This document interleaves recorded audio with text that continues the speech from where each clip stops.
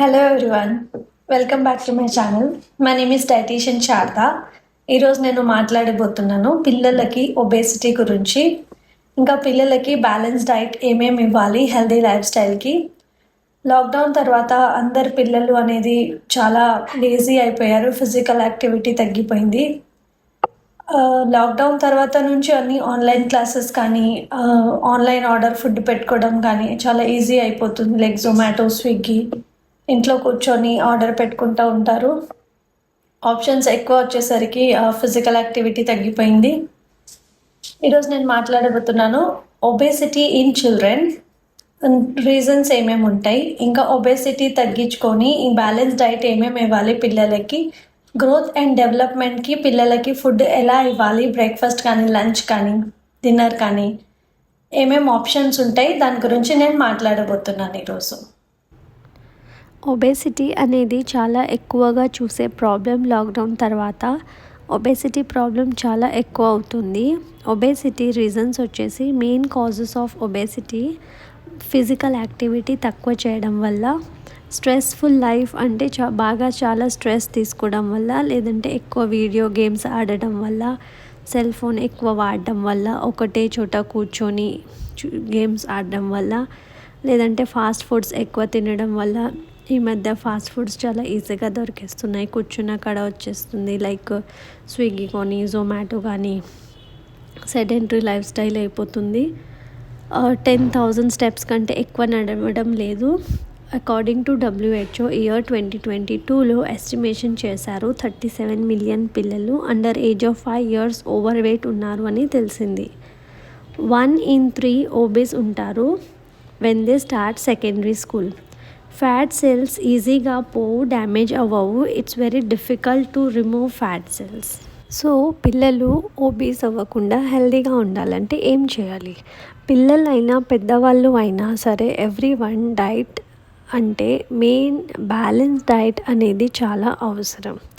Generally మన బాడీకి nutrients అన్నీ కావాలి, కాకపోతే కొన్ని ఎక్కువ క్వాంటిటీస్లో కావాలి, కొన్ని తక్కువ క్వాంటిటీస్లో కావాలి. లైక్ కార్బోహైడ్రేట్స్, ప్రోటీన్స్, ఫ్యాట్స్, ఇవి అన్నీ మ్యాక్రోన్యూట్రియంట్స్ బాడీకి లార్జ్ క్వాంటిటీస్లో కావాలి. అండ్ మినరల్స్, వైటమిన్స్, వీటిని మైక్రోన్యూట్రియంట్స్ అంటారు. మైక్రోన్యూట్రియంట్స్ అంటే చాలా ఉంటాయి. మ్యాగ్నీషియం, పొటాషియం, కాల్షియం ఇలాంటివి. వైటమిన్స్ అంటే vitamin A, D, E, K,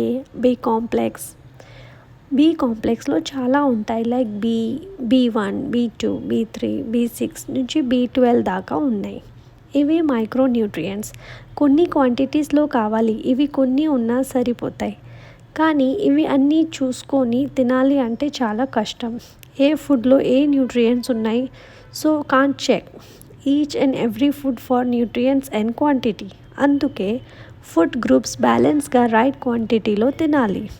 ముఖ్యంగా పెరిగే పిల్లలకి బ్యాలెన్స్ డైట్ చాలా important. Carbohydrates are energy giving, proteins are body building. So fats కూడా ఇంపార్టెంట్, బాడీకి లిమిటెడ్ క్వాంటిటీలో కావాలి. And choose healthy fats like high density fats. వీటితో పాటు కాల్షియం, ఫోలిక్ యాసిడ్ అన్నీ ఇంపార్టెంట్. అందుకే ప్రెగ్నెన్సీలో ఫోలిక్ యాసిడ్స్ ఇస్తారు చైల్డ్ బ్రెయిన్ డెవలప్మెంట్కి. పెరిగే పిల్లలకి junk food, out side food తినొద్దు అని చెప్పాలి, కానీ హోమ్ కుక్డ్ ఫుడ్ అన్నీ అలవాటు చేయాలి. లైక్ ఆల్ వెజిటేబుల్స్, ఫ్రూట్స్ కానీ, రైస్, రోటీ, ఇంకా డీప్ ఫ్రైడ్ ఫుడ్స్ ఇంట్లో ఎక్కువగా చేయొద్దు, పిల్లలకి అలవాటు అవుతుంది. And sugary foods, process foods కానీ, ఐస్ క్రీమ్స్ కానీ, మైదాతో చేసేవి, షుగర్ ఉండేటివి, చిప్స్ లాంటివి పిల్లలకి అవాయిడ్ చేయమని చెప్పాలి. అందుకే వాళ్ళకి ఫుడ్ చార్ట్ అనేది ప్రిపేర్ చేసుకుంటే అనుకోకుండా స్కూల్కి వెళ్ళేటప్పుడు లేట్ అవుతుంది అని ఏదో బయట ఫుడ్ ప్యాక్ చేసి ఇవ్వకుండా ప్లాన్ చేసుకుంటే ముందే మనం రెడీ చేసుకొని ఏదైనా నానబెట్టేది ఉంటే లైక్ పెసర్లు, గ్రీన్ మూంగ్ మనం నానబెట్టి ఇలా చేస్తే ఏమవుతుందంటే ఎండ్ టైంలో మనం బయట నుంచి ఏదైనా రెడీమేడ్ కొనిచ్చి బాక్స్లో పెట్టడం కంటే ఇలా ప్లాన్ చేసుకోవడం better. Like Monday, Tuesday, Wednesday రేపు ఇది ప్రిపేర్ చేయాలి అనుకుంటే నైటే సోక్ చేసుకొని పెట్టుకుంటారు. డైట్ ప్లాన్తో పాటు ఫిజికల్ యాక్టివిటీ కూడా చాలా ఇంపార్టెంట్. ఫిజికల్ యాక్టివిటీ లేకపోవడం వల్ల వెయిట్ అనేది పెరుగుతుంది.